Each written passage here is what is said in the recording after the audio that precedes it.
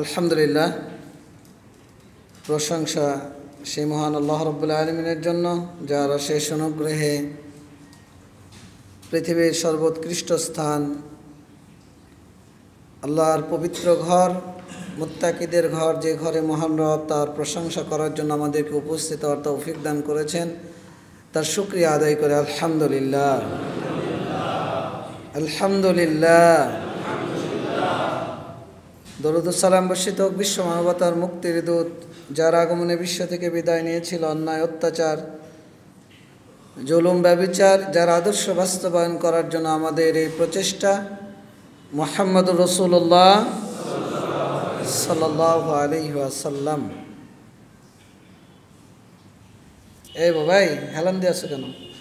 সোজা এদিকে, সোজা হয়ে বসো, সুজান। হেলান দেওয়া যাবে না মসজিদে, মসজিদে হেলান দেওয়ার জায়গা না। জুমার নামাজ পড়বেন, তাসবিহ তাহলিল করবেন বাসায় গিয়ে, আর আমি রিল্যাক্সে হেলান দিয়ে ঘুমাবেন, কোনো সমস্যা নেই। মনে থাকবে? জি না, ভবিষ্যৎ কোনো কিছু করব, যাব, খাবো, কি বলতে হবে? আর বর্তমান অবস্থা যদি জিজ্ঞেস করা হয় কি বলবো? আলহামদুলিল্লাহ। ঠিক আছে? ইনশাল্লাহ বলেন। ইনশাআল্লাহ। আমরা শুনি বেশি, আমল করি কম।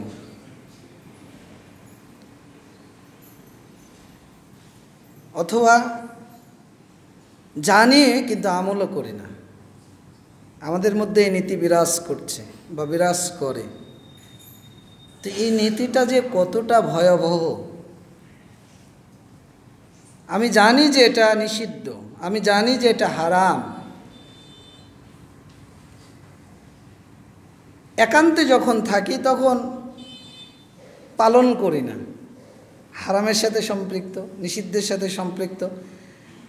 কিন্তু যখন লোকালয়ে মানুষের সামনে আসি তখন নিজেকে এত সভ্য, এত ভদ্র, এত নম্র হিসেবে পেশ করি যে মানুষ মনে করে যে না, মানুষটা ভালো, পরহেজগার, তাকওয়া আছে। আজকের আলোচনার বিষয়বস্তু কিন্তু এটাই, মুনাফিকি, দ্বিমুখী ছায়া, ভিতরে এক বাহিরে আর এক।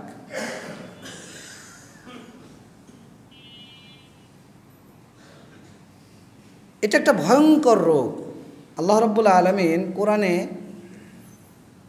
কিছু কিছু জায়গায় কাফেরদের ব্যাপারে যতটা সতর্ক না করেছেন, তার চাইতে বেশি সতর্কতা করেছেন এই নিফাকি নীতির ব্যাপারে। আমরা কোরআন পড়ি না পড়ি না? কোরআনের যে দ্বিতীয় সবচেয়ে বড় সূরা, সূরা আল বাকারা। তো প্রথম থেকে আল্লাহ রাব্বুল আলামিন মুমিন মুত্তাকির গুণাবলী পেশ করেছেন। কয়টা আয়াত? প্রায় 6টি আয়াত। এরপরে আল্লাহ 4টি আয়াতে কাফেরদের বৈশিষ্ট্য বর্ণনা করেছেন। এরপরে যতগুলো আয়াত, প্রায় 8টি আয়াত, আল্লাহ মুনাফিকদের অবস্থান, মুনাফিকদের নীতি, মুনাফিকদের গুণাবলী, মুনাফিকরা কোন নীতি অবলম্বন করে আল্লাহ পেশ করেছেন, জানিয়ে দিয়েছেন। কাফেরদের ব্যাপারে 4টি আয়াত, মুনাফিকদের ব্যাপারে কয়টি আয়াত? এইবার বলেন তো যে কাফেরের চাইতে মুনাফিকি নীতি, নিফাকি নীতি ভয়ঙ্কর, ভয়াবহ না ওর চাইতে কম? ভয়াবহ। কেন জানেন? কারণ লিবাসটা এটাই, টুপি আছে, মুখে দাড়ি আছে, নাম মুসলিম। একজন কাফের, আপনি জানেন যে ও কাফের, ও আপনার কতটা ক্ষতি করতে পারে আপনি স্পষ্ট। কিন্তু যখন একজন এই লিবাস পরে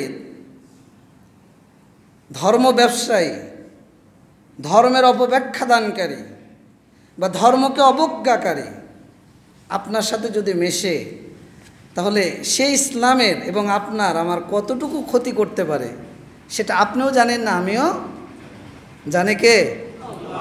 আল্লাহ। নিফাক মূলত আর নাফাক, সুড়ঙ্গ বা মাটির গর্তের মধ্যে কোনো জিনিস লুকিয়ে রাখা। আপনার বাড়ির সামনে একটা গর্ত করে কিছু লুকিয়ে রেখেছেন, ধন দৌলত, টাকা পয়সা, কেউ জানে না আপনি ছাড়া। এটাই মূলত নিফাক। সালাফগণ বলছেন যে ইখফাউ শাই ওয়া ইগমাদুহু, কোনো জিনিস গোপন করা, উপেক্ষা করা। ইজহারুল ইসলাম ওয়া ইবতানুল কুফর, ইসলাম প্রকাশ করা আর কুফরটা গোপন করা। ইজহারুল খাইর ওয়া ইবতানুশ শার, কল্যাণটা সামনে নিয়ে আসা, মানুষের দেখানো, মানুষকে পেশ করা। আর যেটা অকল্যাণ সেটা কি করা? ভিতরে লুকিয়ে রাখা। হুযায়ফা রাদিয়াল্লাহু আনহু, তাকে জিজ্ঞাসা করা হলো যে মুনাফিক কে, কাকে বলে?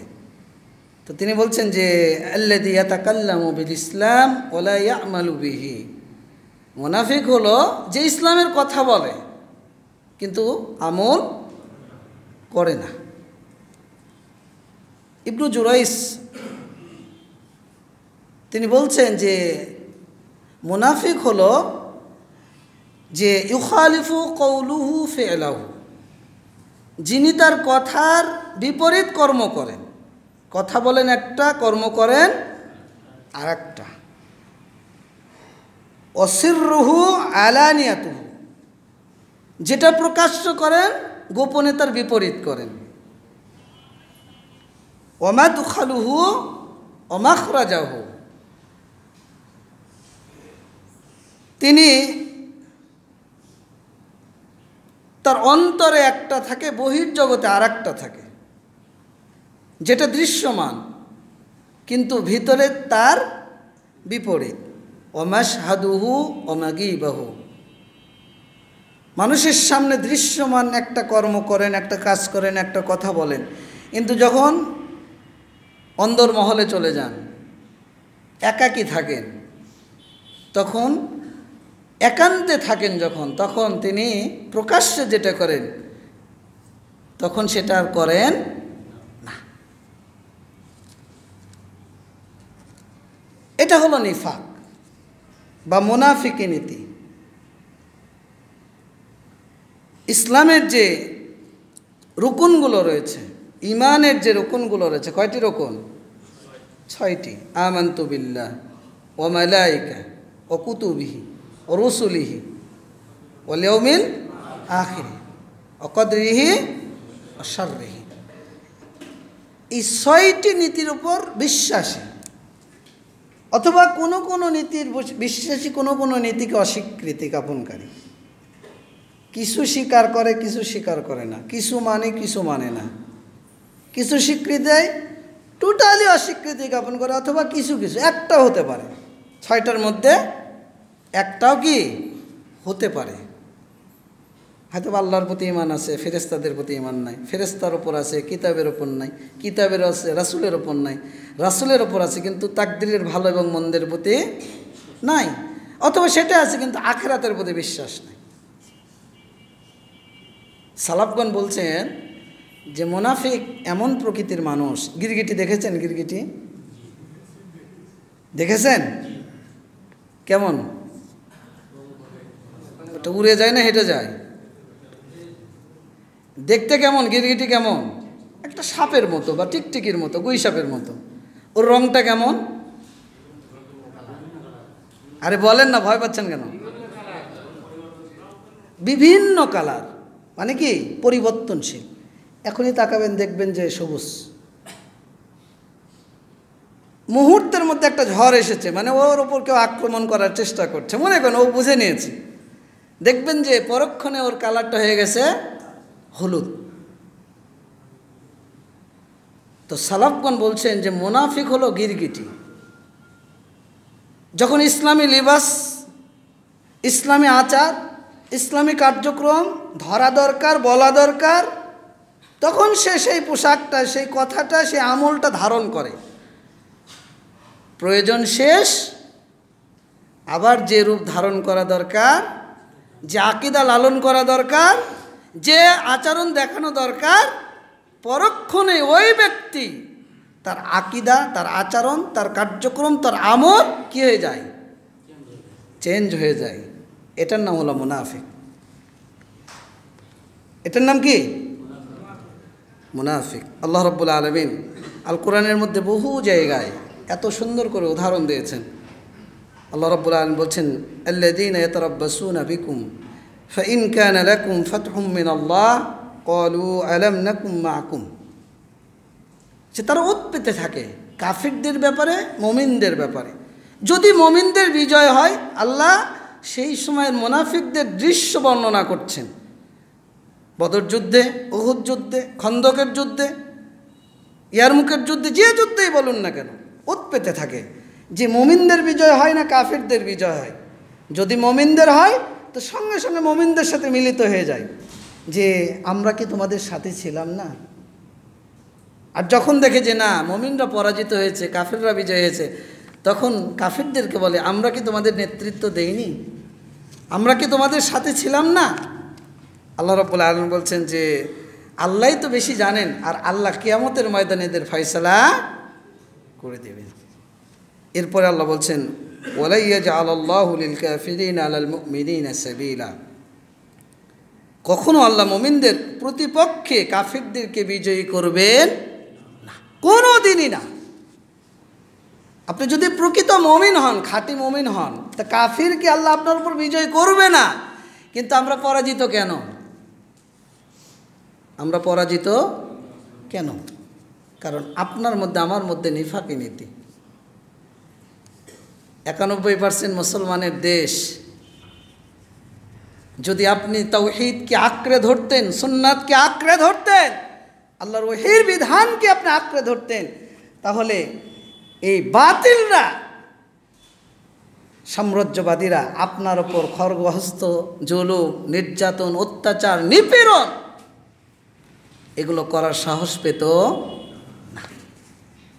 তা আপনারই তো আমারই তো নীতি ঠিক নেই। যখন দেখা যাচ্ছে ঢলটা ওদিকে, তখন দৌড় দিচ্ছি ওইদিকে, যখন দেখছি এদিকে তখন দিচ্ছি ওদিকে। একবার ভারতে দৌড়াচ্ছি, একবার আমেরিকায় দৌড়াচ্ছি, একবার চীনে দৌড়াচ্ছি, একবার মায়ানমারে দৌড়াচ্ছি। কেন? ক্ষমতা, পাওয়ার। আপনি তো মুসলিম, আমিও মুসলিম, আপনার নীতি এমন হবে কেন? আল্লাহ রাব্বুল আলামিন এই মুনাফিকদের পরিচয় এত সুন্দর করে বিভিন্ন আয়াতের মাধ্যমে পেশ করেছেন। এই নিফাক দুই প্রকার। একটা হলো নিফাকুন ইতিকাদিয়ুন, আমলগত আর বিশ্বাসগত। একটা হলো বিশ্বাসগত নিফাক, আর একটা নিফাকুন আমালুন, আমালিয়ুন, আমলগত নিফাক। বিশ্বাসগত নিফাক মানে, বিশ্বাসগত নিফাক হলো ঈমান প্রকাশ করা, কুফুরকে গোপন করা। কোনো ব্যক্তি আল্লাহর প্রতি, ফেরেশতাদের প্রতি, নবীর প্রতি, রাসূলদের প্রতি, আখিরাতের প্রতি ঈমান পেশ করে, কিন্তু গোপনে গোপনে সে সবগুলো অস্বীকার করে, অথবা কোনো একটা অস্বীকারী, অথবা কিছু কিছু অস্বীকারী, অথবা সুযোগ পেলেই ইসলামের বিরুদ্ধে তার লেখনী, তার কথা, তার বক্তব্য, তার আচরণ সে পেশ করে।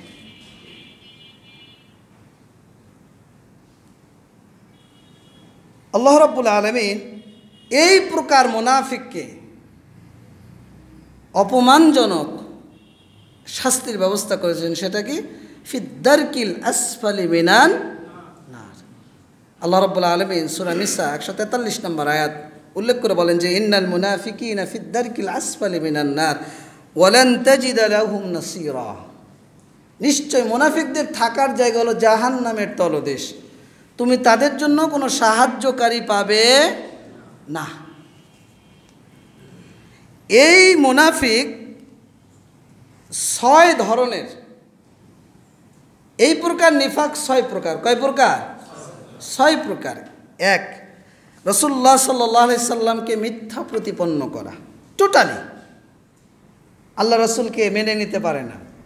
2, রাসূলুল্লাহ সাল্লাল্লাহু আলাইহি সাল্লাম যা নিয়ে এসেছেন তার সামান্য অংশকে মিথ্যারোপ করা, যে কোনো একটা অংশকে, যে কোনো একটা বিষয়কে, যে কোনো একটা বিধানকে, যে কোনো একটা অংশকে শরীয়তের রাসূলুল্লাহ সাল্লাল্লাহু আলাইহি সাল্লামকে ঘৃণা করা বা অপছন্দ করা। 3, রাসূলুল্লাহ সাল্লাল্লাহু আলাইহি সাল্লাম যা নিয়ে এসেছেন তার সামান্য অংশকে ঘৃণা করা। 5, রাসূলুল্লাহ সাল্লাল্লাহু আলাইহি সাল্লামের দ্বীনের অবনতিতে খুশি হওয়া, সন্তুষ্ট পেশ করা ইসলামের দ্বীনের যে কোনো অবনতি। 6, রাসূলুল্লাহ সাল্লাল্লাহু আলাইহি সাল্লামের দ্বীনের জয়ে অসন্তুষ্ট হওয়া। এই 6টি নীতি যাদের মধ্যে রয়েছে ওই ব্যক্তি হলো বিশ্বাসগত মুনাফিক, যারা ইসলামের পারিবারিক, সামাজিক, অর্থনৈতিক, রাজনৈতিক মূলনীতিতে বিশ্বাসী না, জাতীয়তাবাদে বিশ্বাসী, ধর্মনিরপেক্ষতাবাদে বিশ্বাসী, পুঁজিতন্ত্রে বিশ্বাসী, সমাজতন্ত্রে বিশ্বাসী, তারা এই প্রকার মুনাফিক। ইসলামের বিধান মানে না, জাতীয়তাবাদ কায়েম করতেই হবে। ইসলাম মানে না, ধর্মনিরপেক্ষতাবাদ কায়েম করতেই হবে।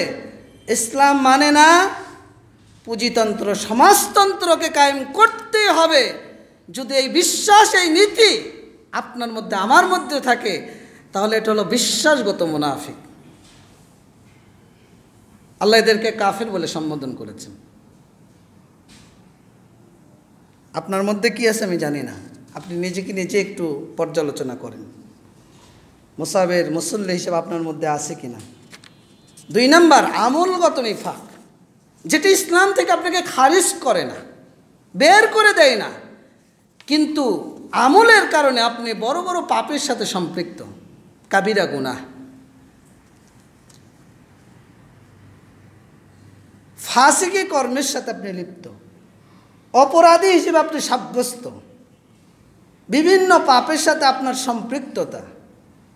আল্লাহ রাব্বুল আলামিন তার রাসূল সাল্লাল্লাহু আলাইহি সাল্লাম এই ধরনের মুনাফিকের বহু আলামত আমাদের সামনে পেশ করেছেন। আবু হুরায়রা রাদিয়াল্লাহু আনহু থেকে বর্ণিত সহিহ বুখারীর 33 এবং 34, আব্দুল্লাহ ইবনে আমর রাদিয়াল্লাহু আনহু থেকে বর্ণিত, আল্লাহ রাসূল বলছেন যে আয়াতুল মুনাফিক 3, মুনাফিকের আলামত হলো 3টি। কয়টি? 3টি। ইযা হাদ্দাসা কাযাবা, যখন কথা বলে মিথ্যা বলে। যদি আপনি মিথ্যা বলেন তাহলে আপনার মধ্যে আমলগত নিফাক। মিথ্যা বলা কাবিরা গুনাহ না সাগিরা গুনাহ? আল্লাহ বলছেন ফাস্তানিবু কাওলাস সু, তোমরা মিথ্যা পরিহার করো। বাঙালি জাতির স্বভাব এতটাই মানে খারাপ হয়ে গেছে, 100টা কথা বললে 90টা কথাই মিথ্যা বলে। যদি আপনি বলে থাকেন তাহলে আপনার মধ্যে এই নীতি আছে, আপনার মধ্যে আছে। যদি আপনি মিথ্যুক হন, মিথ্যা কথা বলেন মানুষকে খুশি করার জন্য, যদি আল্লাহর ভয় আপনার মধ্যে না থাকে, এরপর আল্লাহ রাসূল বলছেন ওয়াইদা ওয়াদা আখলাফা, ওয়াদা করলে কি করে? ভঙ্গ করে। 500 টাকা ধার নিয়েছেন, আজকে বিকালেই দেব, আজকে বিকাল পার হয়, কালকে বিকাল পার হয়, 1 সপ্তাহ পার হয়, 1 মাস পার হয়, আপনার বিকাল শেষ হয় না। ওয়াদা করেছেন কিন্তু ভঙ্গ করেছেন। ওয়াইদা উতুমিন খানা, আমানত রাখা হয়, খেয়ানত করেন। আপনাকে আমি গোপনে একটা কথা বলেছি যে ছোট বাবু, বড় বাবু, মোহিত ভাই, অমুক ভাই, জানেন এই জিনিসটা এই আমানত রাখলাম, স্বার্থের একটু ব্যাঘাত ঘটেছে মোহিত ভাইয়ের সাথে আমার, এখন আমি চলে গেছি, মনে করেন আপনাদের কিনে বললো যে হুজুর হুজুর এটা বলেছে, আমানত সে রক্ষা করেনি। যদি আপনার মধ্যে নীতি থাকে তাহলে মুনাফিকি নীতি আপনার মধ্যে রয়েছে। পরের হাদিসে রাসূল সাল্লাল্লাহু আলাইহি সাল্লাম বলছেন 4টি আলামত যার মধ্যে রয়েছে কানা মুনাফিকান খালিসান, একবারে খাঁটি মুনাফিক। সেই 4টি কি? এই 3টি। আর একটা হলো ওয়াইদা খাসামা ফাজারা, যখন ঝগড়া করে, বিবাদ করে, কথা বলে, তখন অকথ্য ভাষায় কি করে? গালি দেয় মানুষ। কি যে মজা পায়, আপনার লজ্জা করে না? আল্লাহ এত সুন্দর ঠোঁট তৈরি করে দিয়েছে, কথা বলার জন্য জিহ্বা তৈরি করে দিয়েছে। আল্লাহর শুকরিয়া আদায় করা বাদ দিয়ে, যেটা নিষিদ্ধ কর্ম, গালি দেওয়া, মিথ্যা বলা, হারাম ভক্ষণ করা, আর আপনি ঠোঁট দুইটা দিয়ে জিহ্বা দিয়ে মিথ্যা কথা বলেন, গালি দেন, ঝগড়া লাগলে বেফাস কথা মন্তব্য করে বসে থাকেন। আল্লাহর ভয় হয় না? যেই দিন মুখটা আল্লাহ বন্ধ করে দেবে, প্যারালাইজড হয়ে যাবে, সেই দিন কি করবেন? আল্লাহ রাসূল সাহাবীদেরকে বলছেন যে তোমরা কাউকে গালি দিও না, তোমাদের পিতামাতাকে গালি দিও না। সাহাবীরা বলছে আল্লাহ রাসূল পিতামাতা, নিজের পিতামাতাকে কেউ কোনোদিন গালি দেয়? আল্লাহ রাসূল বলছেন আরে তুমি যখন অন্যকে গালি দাও ওই ব্যক্তি পাল্টা তোমাকে গালি দেয়। আমরা যে গালিগুলো ব্যবহার করি সেটা কি নিজের জন্য না নিজের পিতামাতার জন্য? যে গালিটা আপনি দেন সেটা নিয়ে একটু ব্যাখ্যা করেন তো। হয় মায়ের সাথে চলে গেছে, নাহলে বাপের সাথে চলে গেছে, মানে একটা গালি দিলেন মানে আপনি তাকে জারজ বানিয়ে দিলেন। ও যদি জারজ না হয় তাহলে আপনি জারজ। বোঝাতে পারেনি মনে হয়, বোঝেননি? বুঝেছেন? আপনি যাকে গালিটা দিলেন যে ভাষায়, তার মানে আপনি তাকে জারজ বলছেন, মানে আপনার সাথে তার মায়ের সঙ্গম হয়েছে, সেই সূত্রে সে বের হয়েছে। আপনার গালির অর্থ এটা। সে যদি জারজ না হয় তাহলে জারজ কে?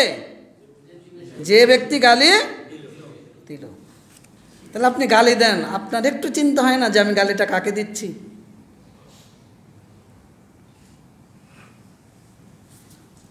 এই জন্য রাসূল সাল্লাল্লাহু আলাইহি সাল্লাম বলছেন, এটা সহিহ বুখারীর 34 নম্বর হাদিস, যে ব্যক্তির মধ্যে এই 4টি বৈশিষ্ট্য পাওয়া যাবে, কথা বললে মিথ্যা বলে, ঝগড়া করলে অশ্লীল কথা বলে, ওয়াদা করলে ভঙ্গ করে, আমানত রাখলে খিয়ানত করে, যার মধ্যে পাওয়া যাবে ওই ব্যক্তি খালিসান মুনাফিকান, খাঁটি মুনাফিক। আর যদি একটি পাওয়া যায় তাহলে ওই ব্যক্তির মধ্যে মুনাফিকের বৈশিষ্ট্য রয়েছে। আল্লাহ রাব্বুল আলামিন আল কোরআনের মধ্যে মুনাফিকদের গুণাবলী পেশ করেছেন, যে মুনাফিক কারা। আল কোরআন ঘেটে ঘেটে আমরা যতটুকু পেরেছি আপনাদের সামনে আজকে কিছুটা উপস্থাপন করব। 1, যারা মন্দ কাজের আদেশ দেয়। 2, যারা ভালো কাজে নিষেধ করে, বাধা দেয়। 3, যারা ফাসিক, অপরাধী, যত অপরাধমূলক পাপ কাজ এগুলোর সাথে সম্পৃক্ত। বিড়ি খাওয়া, সিগারেট খাওয়া, জর্দা খাওয়া, মিথ্যা বলা, নামাজ না পড়া, ডাকাতি করা, চুরি করা, চাঁদাবাজি করা, লুটতারাজ করা, টাকনুর নিচে কাপড় পরা, যত ফাসিকি কর্ম রয়েছে। ফাসিকও কিন্তু 2 ধরনের, একটা হলো ইসলাম থেকে খারিজ করে দেবে, আর একটা হলো ছোট পাপ বড় পাপ যত গুনার কাজ রয়েছে সেই গুনার সাথে সম্পৃক্ত থাকা। আজকে ফজরে ইমাম সাহেব মনে হয় সূরা ফজর পড়েছে, সূরা সাজদা পড়েছে, আমি জানি না পড়েছে কিনা। সূরা সাজদার 20 নম্বর আয়াত কি বলেন তো? হ্যাঁ, আল্লাহ ফাসিকদের ব্যাপারে বলছেন কি? তাদেরকে জাহান্নামের মধ্যে কি করা হবে? নিক্ষেপ করা হবে। জাহান্নাম থেকে তারা বের হওয়ার চেষ্টা করবে, আবার তাকে কি করা হবে? পুনরায় ফিরিয়ে দেওয়া হবে। তা আপনি যে অপরাধ করেই যাচ্ছেন, পাপের সাথে সম্পৃক্ত হতেই আছেন, তা আপনি কি মনে করেছেন যে আপনাকে আল্লাহ ছেড়ে দেবে? তো যারা অপরাধের সাথে সম্পৃক্ত, আল্লাহ বলছেন এরা হলো ফাসিক, এরা হলো মুনাফিক। আল্লাহ রাব্বুল আলামিন বলছেন সূরা তাওবা 67 নম্বর আয়াত, ইয়ামুরুনা বিল মুনকার, এরা অন্যায় কাজে নির্দেশ দেয়, ওয়ানহাউনা আনিল মারুফ, এরা ভালো কাজে বাধা দেয়, ওয়াকবিদুনা আইদিয়াহুম, হাতকে সংকোচন করে নেয়, দান করতে চায় না। মসজিদে আসলে খালি 5 টাকার কয়েন খোঁজে, বাড়িতে ফকির মিসকিন আসলে ছেঁড়া টাকা 1 টাকা 2 টাকা রেখে দেয়। আর যখন গার্লফ্রেন্ডকে নিয়ে, পরের বউকে নিয়ে যখন হোটেলে যায়, রিসোর্টে যায়, তখন কি খাওয়াবে আর কি খরচ করবে হুঁশ থাকে না। বন্ধুকে নিয়ে যখন আড্ডায় যায়, পরিবারকে নিয়ে যখন ঘুরতে যায়, তখন কত খরচ করবে ওর মাথায় হুঁশ থাকে না। কিন্তু যখন আল্লাহর জন্য খরচ করতে হয়, মসজিদ, মাদ্রাসা, এতিমখানা, বাচ্চা কাচ্চা, অসহায়, দুর্দশাগ্রস্ত, মিসকিন, ফকির যখন তাদের সামনে আসে, তখন হাতটা সংকুচিত হয়ে যায়। আল্লাহ বলছেন এরা হলো মুনাফিক। এরা কি? মুনাফিক। আল্লাহ বলছেন ওয়াকবিদুনা আইদিয়াহুম, হাতকে সংকুচিত করে নেয়। আল্লাহ বলছেন নাসুল্লাহ, এরা আল্লাহকে ভুলে গিয়েছে। ফানাসিয়াহুম, আল্লাহ এদেরকে ভুলে গিয়েছেন। আপনার ট্যাবলেট খাওয়া লাগে প্রত্যেক দিন রাত্রে, কেন আপনি বুঝতে পারেন না? আপনার পরিবারে মুসিবত আসে কেন আপনি বুঝতে পারেন না? আপনি একদিক থেকে চাঁদাবাজি করে ইনকাম করে নিয়ে আসছেন, পরের দিন আপনার বউ চলে যাচ্ছে বিউটি পার্লারে, লাখ টাকা হাজার হাজার টাকা খরচ করে আসছে, আপনি বুঝতে পারেন না টাকা কোন দিক দিয়ে আসছে আর কোন দিক দিয়ে চলে যাচ্ছে। আপনার পরিবারে ডায়রিয়া হয়ে মেডিকেলে ভর্তি হতে হচ্ছে, হঠাৎ অ্যাক্সিডেন্ট করে, হঠাৎ বিপদ হয়ে, হঠাৎ স্ট্রোক করে বিছানায় পড়ে থাকছেন, আপনি কি বুঝতে পারেন না যে কেন এগুলো হচ্ছে? ওয়ালানুযীকান্নাহুম মিনাল আযাবিল আদনা দুনাল আযাবিল আকবার।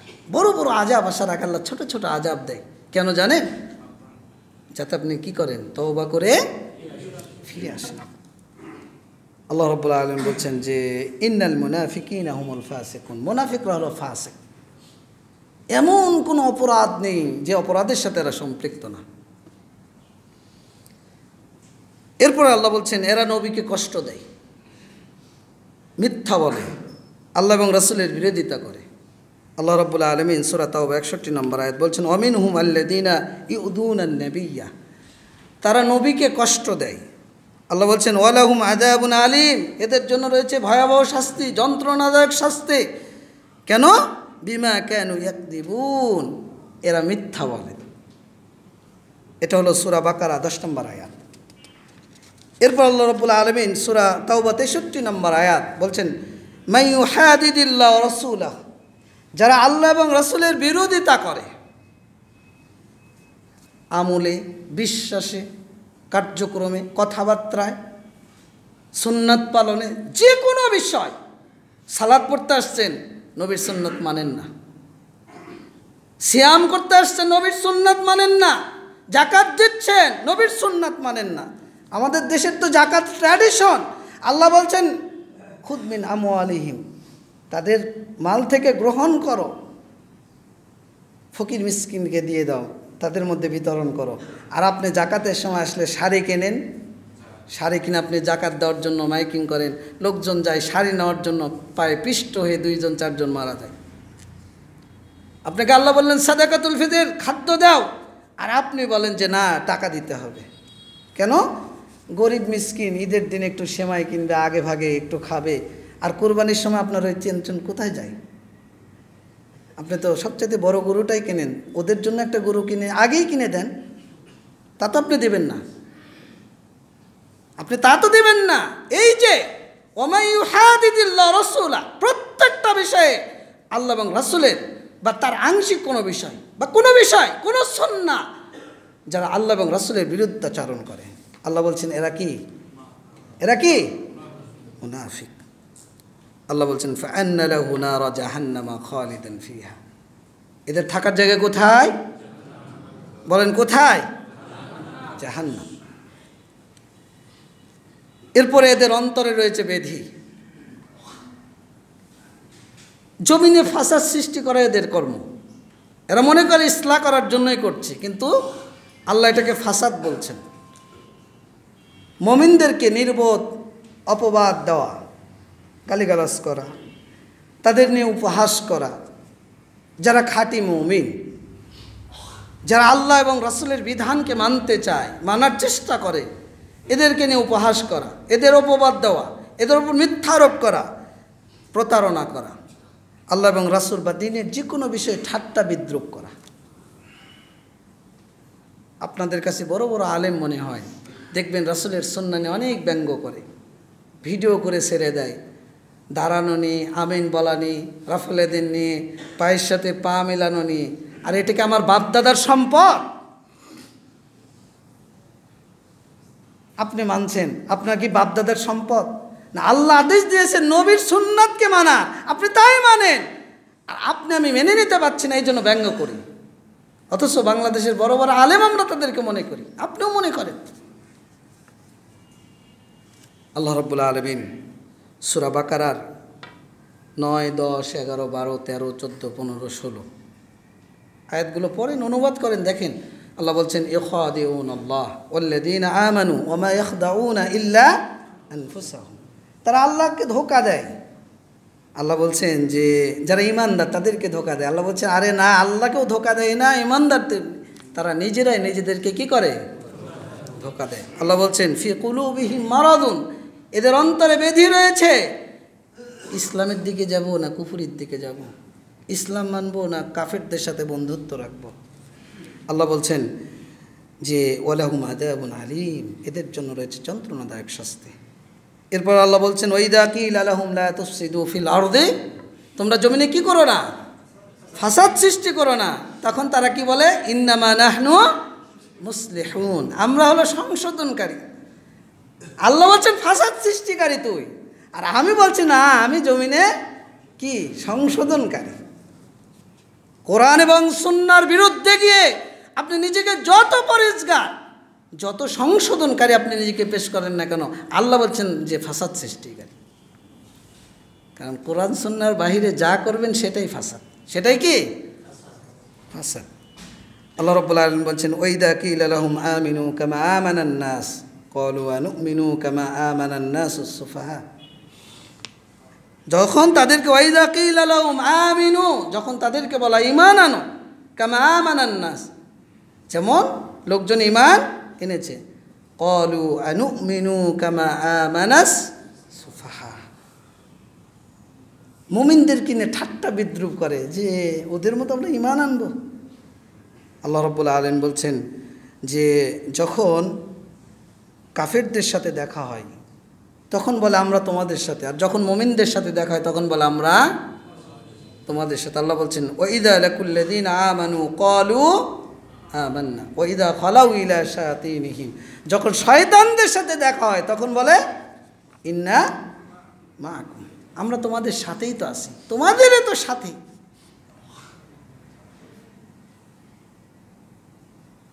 আল্লাহ রাব্বুল আলামিন এরপরে বলছেন কাফিরদের সাথে এরা বন্ধুত্ব করে, বন্ধুত্ব কাফিরদের সাথে, মুমিনদের সাথে নয়। অধিক ঝগড়াটে, ঝগড়ায় পটু, মুমিনদের মধ্যে ফাসাদ সৃষ্টিকারী, বিশ্বাসঘাতক, তাগুদের নিকট ফয়সালা গ্রহণকারী, আল্লাহ এবং রাসূল থেকে মুখ ফিরিয়ে নেওয়া। যখন তাদেরকে বলা হয়, আল্লাহ রাব্বুল আলামিন বলছেন যে সূরা নিসা 61 নম্বর আয়াত, ওয়াইদা কিলা লাহুম তাআলু ইলা মা আনজালাল্লাহ, যখন তাদেরকে বলা হয় যে আল্লাহ যা নাজিল করেছে, ওয়াইলার রাসূল, রাসূলের দিকে তোমরা আসো, আল্লাহ বলছেন রাআইতাল মুনাফিকিনা ইয়াসুদ্দুনা আনকা সুদুদা, তখন তুমি দেখবে যে মুনাফিকরা তোমার নিকট থেকে কি করছে, দূরে সরে যাচ্ছে।